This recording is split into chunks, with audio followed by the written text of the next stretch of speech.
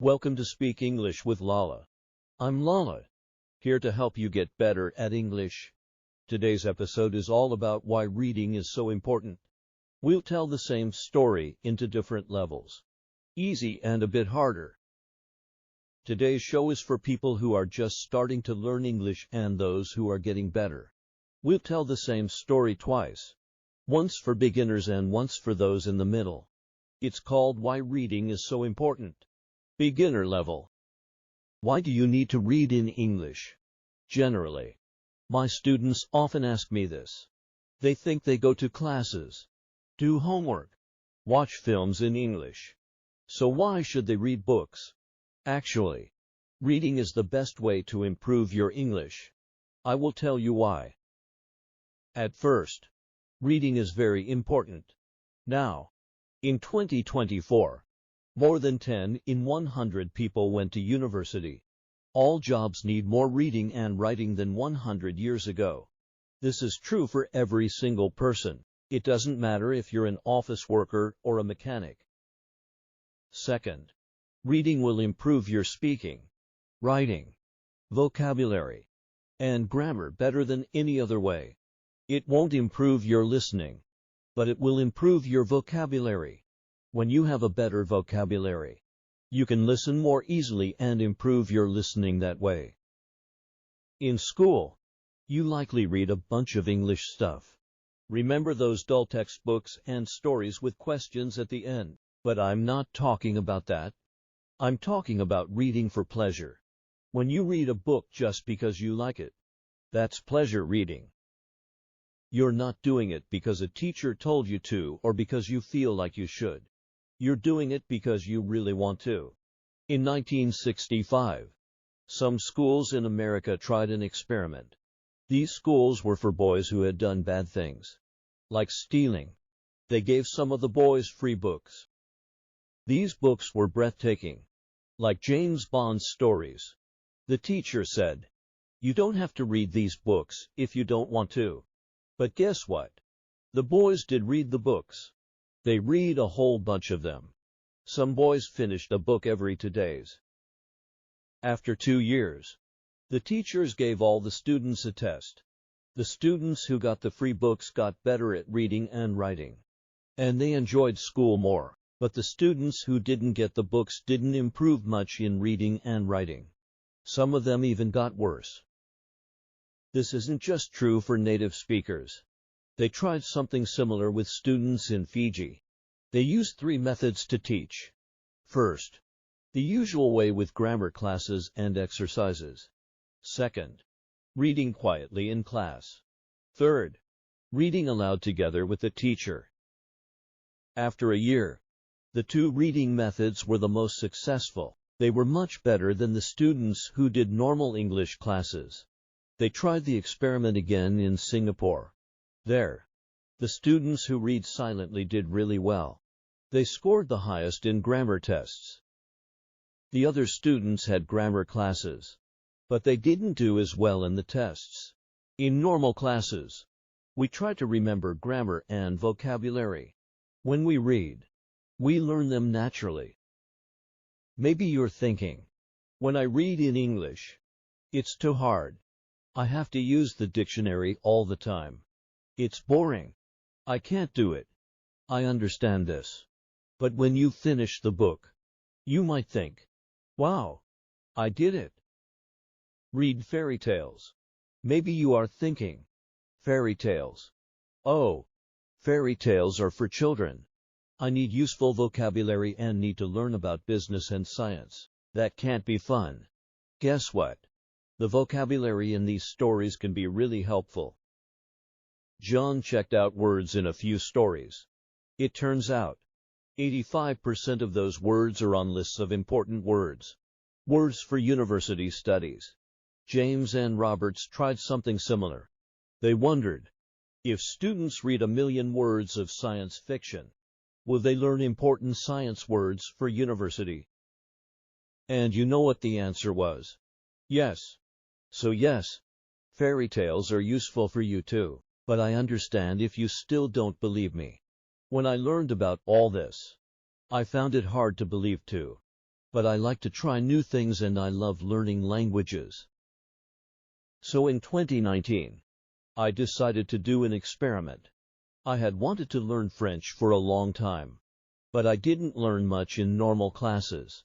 I said, I will read 1,000,000 words in French. Afterwards, I will see what my level is. 1,000,000 words is about 20 novels, so it was a lot of work. I started with very easy reading, like our stories.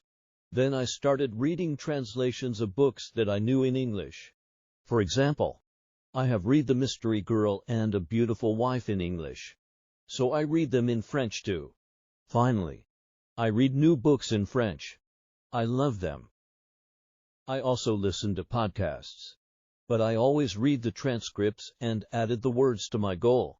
After I read a lot, talked to native speakers and practiced, I got pretty good. I could understand most of what I read, could follow clear speech, and could chat with people. I spent more time reading than speaking. In 1 year, I learned a lot more than most students learn in 5 years. I didn't try to memorize grammar or words. I just picked them up and learned them naturally. Maybe you're thinking, I don't believe this. Or maybe you're thinking, wow, I'm going to read for hours every day. But I have to say something very important. You must read books that are easy. You must read books that are enjoyable. For this, subscribe to our channel. Stephen K.R. Ashen, an expert in language teaching, says, only read things in English that are fun and interesting. Read things that are really easy, that you wouldn't read in your native language because they are too easy. So you can read comics, magazines, detective stories, romance stories, and so on. Don't feel bad about reading translations. When you read really simple books, if there's a word you don't know, it's easy to figure out what it means without needing a dictionary. So what counts as easy? Studies suggest you should be able to understand at least 98% of the words in a text. 98%. That's a lot. Yes, it is. Let me give you an example. Imagine a text where 10% of the words aren't real. That means you only understand 90% of the words. Jerry sprang out of bed and opened the curtains. He hummed to himself as he made breakfast. He brewed coffee and spread butter on his toast. Someone called his phone and he answered it. He was very startled by who was calling. So his cup slipped from his hand and fell on the floor. Is that easy to understand? Could you read a whole book of that? Here is the same text, but only 2% of the words are not real. So you should understand 98% of the words. Jerry hopped out of bed and opened the curtains. He sang to himself as he made breakfast. He made coffee and put butter on his toast. Someone called his phone and he answered it. He was very surprised by who was calling. So his cup slipped from his hand and fell on the floor. How was that? You probably didn't understand everything, but it was more fun to read than the first text. That's why reading for pleasure is so great. Maybe you don't understand everything, but you understand enough to follow the story, and you don't have to pick up a dictionary. So read for pleasure because you already read a story. You will know them well and it will be easier to understand. Happy reading and happy learning. Intermediate level. Many students often ask me this question. Why should I bother reading books when I'm already attending classes, doing homework, and watching English films? Well, to put it simply, they're mistaken. Actually, reading is the best thing you can do to learn English, and I'm here to explain why. Firstly, being able to read well is really crucial now, whether it's in English or your own language. In 2024, only 10 out of 100 people went to university. Nowadays, all kinds of jobs, like office jobs or working with machines, need you to read and write much more than they did 100 years ago. There are more people competing for jobs now, and the ones who are good at reading have an advantage. Next, Reading is the top way to get better at English in general. Yes, that's correct. Reading helps you with speaking, writing, learning new words, and grammar much better than anything else. It might not directly help with listening, but it gives you the words you need to understand spoken English faster. But it's not just any reading we're talking about. In school, you probably read lots in English. Boring textbooks and stories with exercises at the end. No, we're not talking about that. We're talking about reading for pleasure. That means reading a book because you enjoy it. Not because your teacher told you to. Not because it's what you're supposed to read to improve your English. No questions. No book reports. Just pure pleasure. Yeah? Right. You're probably thinking that's too good to be true. Let me show you. In 1965, there was a test done in places where troubled young people were helped called reform centers in America. One group of the students got books for free. These books were fun ones like James Bond that would interest boys their age. But unlike most reading plans, they didn't have to read the books if they didn't want to. They could throw them away, give them back, or even draw on the pages. And nobody would get mad at them. But the boys did read them. Read a lot of them. Some of them read a book every 2 days. At the end of 2 years, they tested the students. Not only did their reading and writing greatly improve, so did their attitude towards school. But the students who were not on this program stayed the same. In fact, some of them got worse over the 2 years. This isn't just for native speakers either. A study of English as a second language students in the Fiji Islands looked at 3 methods. Traditional English teaching, sustained silent reading, which means reading in silence for a long time, and a more conventional reading program where the teachers read aloud to the students. At the end of the first year, students who were taught using 2 different reading methods showed a 15-month improvement in their English skills, while those taught with the traditional method only improved by 6.5 months. In a similar study conducted in Singapore, students who practiced sustained silent reading performed better in grammar tests compared to those who only attended grammar classes. This suggests that while doing grammar exercises helps us memorize language rules, reading allows us to naturally absorb them. But I know what you're thinking. That's all well and good. But when I pick up a book in English, it's too hard for me. I get bored of looking up words, and I give up after a few minutes. Read fairy tales. Again, I know what you're thinking. Fairy tales. But those are for kids. I need useful vocabulary about business, science, and technology. There's no way to make that fun. Guess what? The vocabulary in these stories can be really helpful. John checked out words in a few stories. Turns out, 85% of those words are on lists of important words for university studies. James and Roberts tried something similar. They wondered, if students read 1 million words of science fiction, will they learn important science words for university? And you know what the answer was? Yes. So yes, reading fairy tales will help your English in all areas, even for academic purposes. As an English teacher, I've seen many times that the students who do the best are those who read the most. For IELTS, for university, for business, or just for travel, reading is the factor that predicts success.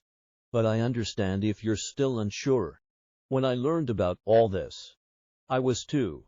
But I like to experiment, and I have a passion for learning languages. So in 2019, I decided to do an experiment.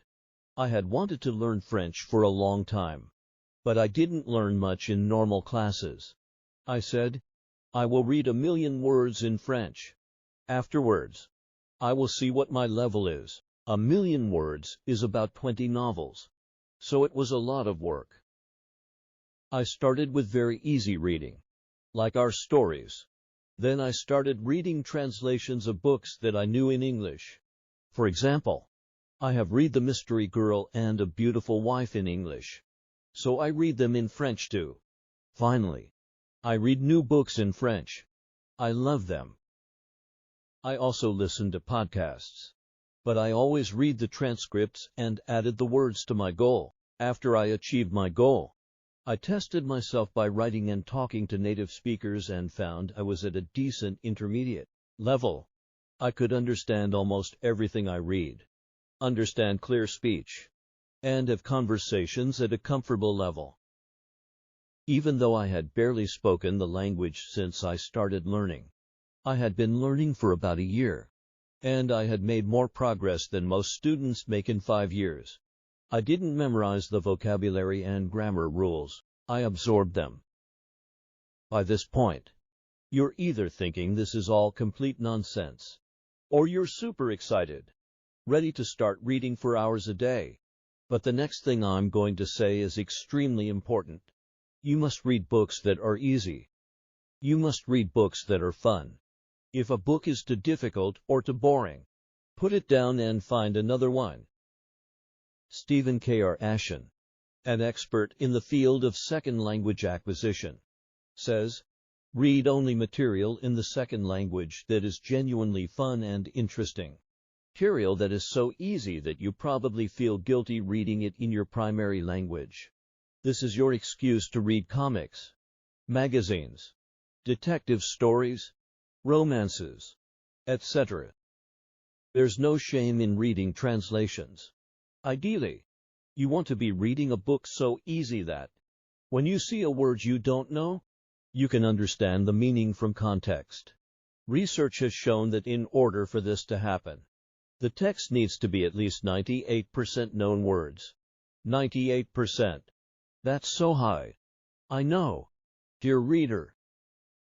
That's the amazing thing about reading for enjoyment. Even if you didn't get everything, you understood enough to follow the story and keep reading without needing a dictionary. So read for pleasure, because you already read a story. You will know them well, and it will be easier to understand. As you read, focus on understanding the stories. And don't worry if you don't know every word. Just relax and enjoy getting lost in the pages. Believe it or not, we learn better when we have fun.